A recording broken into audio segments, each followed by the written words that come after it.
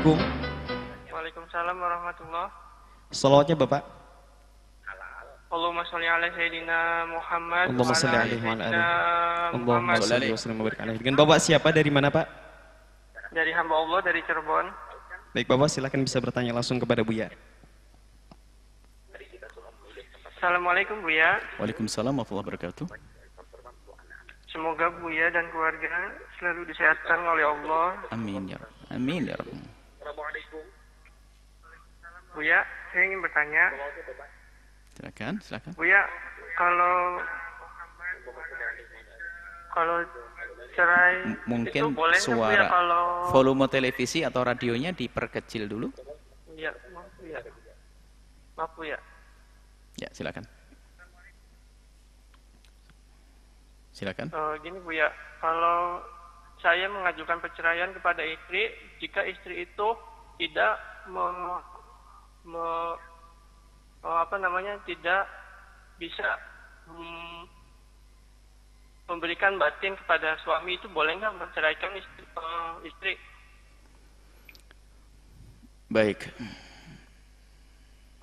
Gimana itu kalau suami itu selalu kalau kita setiap pulang minta kepada istri untuk Baik. ya untuk apa namanya? Hubungan suami istri, keluarga suami istri. Baik. Ya untuk meminta itu kebutuhan batin untuk suami, tapi istri selalu menolak, itu gimana Bu ya? Baik. Baik. Cukup? Kurang kasihan dia. Semoga Buya selalu disehatkan oleh Allah. Amin, amin. Sudah, cukup sekian. Assalamualaikum warahmatullahi wabarakatuh. Waalaikumsalam warahmatullahi wabarakatuh. Sebagai seorang suami, jika Anda menginginkan hajat Anda untuk terpenuhi dari istri Anda, pertama adalah harus dilihat apakah istri Anda punya uzur atau tidak. Misalnya dalam keadaan haid nggak bisa melayani Anda, atau mungkin dalam keadaan sakit yang menjadikan sebab tidak bisa melayani Anda, maka seorang suami tidak boleh dalam hal ini memaksa. Hukumnya haram. Tapi kalau sudah terbukti istri bukan dalam keadaan haid dan juga nggak ada udzur yang lain, bukan sakit, maka ini istri itu telah melakukan dosa besar. Dia tidak mau patuh dengan suami nuzuz, tidak wajib diberi nafkah dalam hari ini. Ini pertama suami dulu lihat. Kadang suami egois.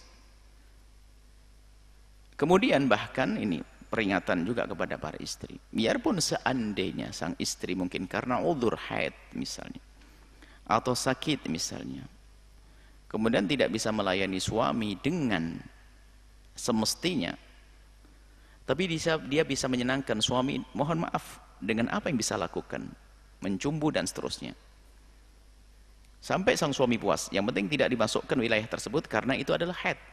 Kalau haid haram, tapi yang penting suami puas, yang penting jangan masuk wilayah tersebut, wilayah belakang, wilayah depan, jangan masuk. Maka bisa senang setelah tuntas, selesai. Mohon maaf, ini adalah majelis mulia, kadang-kadang seorang wanita tidak berpikir ke sana. Kalau seorang laki-laki mengeluarkan air mani dengan tangannya sendiri, hukumnya adalah haram. Tapi kalau dari tangannya seorang istri, maka tidak. Maka istri harus cerdas dalam hal ini. Jangan kalau sudah datang bulan lalu menjadikan semuanya libur, sementara suaminya mungkin sangat soleh, sehingga di saat melihat sesuatu yang haram di luar, kemudian pengen selesaikan di rumah, tatonya istrinya nggak mau tahu.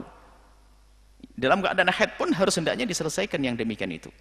Apalagi dalam keadaan suci dan tidak ada udzur. Kalau ada seorang istri diajak oleh suaminya ke atas ranjang dalam keadaan tanpa udzur, kemudian ogah-ogahan, lalu sang suami marah, maka dikutuk oleh malaikat semalam suntuk. Ini adalah satu hadis yang paling indah bagi wanita. Tapi justru kalau kita amati, kenapa ada hadis semacam ini? Nabi mengingatkan, coba saja.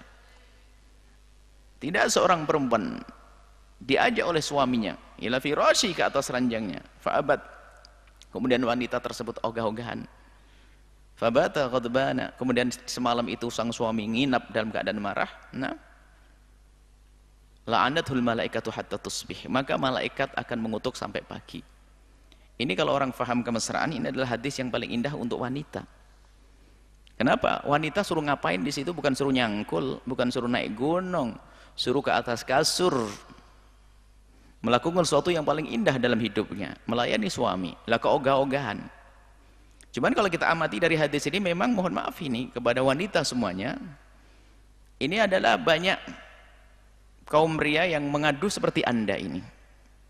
Seorang istri kalau sudah suaminya menginginkan, itu ada aja alasan, nidurin anak, nutup jendela, ngangetin nasi, macem-macem, nggak segera, sehingga sampai suami akhirnya muncul kegelisahan.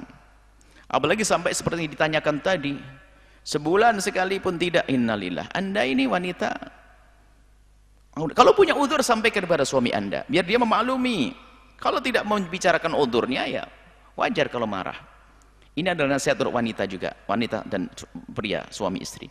Kemudian apakah boleh menikah dengan di saat semacam itu? Tentunya opsi pertama tidak harus menikah. Ada tidak harus apa? Cerai. Tidak harus bercerai. Karena apa? Mungkin dia memang tidak bisa melayani Anda, tapi dia masih memerlukan nafkah dari Anda. Anda bicara baik-baik dong. Anda bicara baik-baik. Karena bicara baik-baik tanpa harus Anda cerai, tapi Anda terpenuhi. Kan ada jalan dalam agama Islam. Misalnya mengambil wanita lain untuk dinikahi. Sebab mencerai ini adalah bukanlah yang baik. Karena mungkin saja dia menerima itu semua. Karena mungkin dia tidak bisa melayani. Mungkin seorang wanita dia tidak bisa melayani.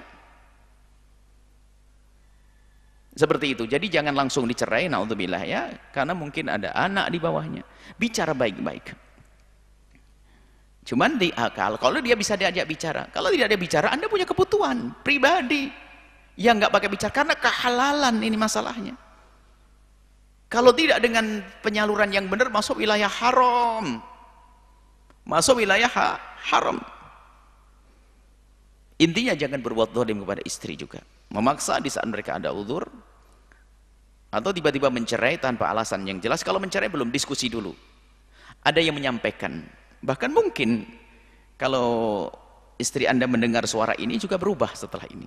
Karena cekatan melayani suami dan sebagainya. Banyak wanita di saat suaminya sudah mulai tidak senang, tidak cinta, akhirnya mulai berubah, baru sadar. Atau suaminya, mohon maaf, melakukan keharaman dengan peran wanita lain, baru sadar. Ini adalah keterlambatan semuanya itu. Wanita semuanya harus cekatan. Kami menangkap dari hadis Nabi itu adalah peringatan keindahan sebetulnya. Jangan kalah dengan, mohon maaf, Anda wanita muslimah, mukminah. Jangan kalah dengan wanita yang menjual diri. Wanita yang menjual diri hanya mengharapkan rupiah ratusan ribu dia. Dia akan melayani laki-laki yang datang kepadanya kapanpun, dan dia harus berperan mesra padahal dia tidak ada cinta sama sekali. Bahkan mungkin jijik dengan yang datang karena dia mengharapkan rupiah. Ini wanita yang kenal Allah, rindu kepada Allah untuk melayani suami dengan berperan mesra. Kenapa nggak bisa? Biarpun dalam keadaan dia tidak nyaman. Masa kalah dengan, mohon maaf, wanita yang menjual diri? Ini kami ingatkan semuanya, suruh berpikir. Wanita yang menjual diri, siapapun yang datang dilayani, dan dia berpura mesra. Semoga Allah memberikan hidayah kepada mereka. Wanita-wanita yang suka menjual diri, semoga setelah itu menjadi mulia di hadapan Allah. Kita tidak merendahkan, tapi kita mencontohkan ada orang-orang semacam ini. Lihat, mereka yang datang siapapun, bau wangi, bau kotor, tua, muda, mau penyakit, gak urusan, yang penting dapat duit. Ini dengan suaminya yang bapak dari anak-anaknya, kenapa ogah-ogahan? Sengaja kami perpanjang ini, banyak problem-problem halnya semacam ini. Hal-hal yang semacam ini. Semoga Allah menjaga keindahan dalam rumah Anda, rumah tangga, semuanya yang menyaksikan acara ini bahagia, suami istri yang saling mencintai karena Allah Subhanahu wa taala. Indah di dunia dan indah di akhirat. Jadi jangan gampang mencerai, tidak mudah. Kalau memang nanti ternyata Anda tidak mampu, dia diajak diskusi juga nggak bisa, nggak ada perubahan, maka Anda boleh melangkah mencari halal yang lain, tapi mencerai jangan dulu. Jangan gampang mencerai. Karena mungkin dia masih memerlukan nafkah dari Anda, perlindungan status dari Anda dan seterusnya.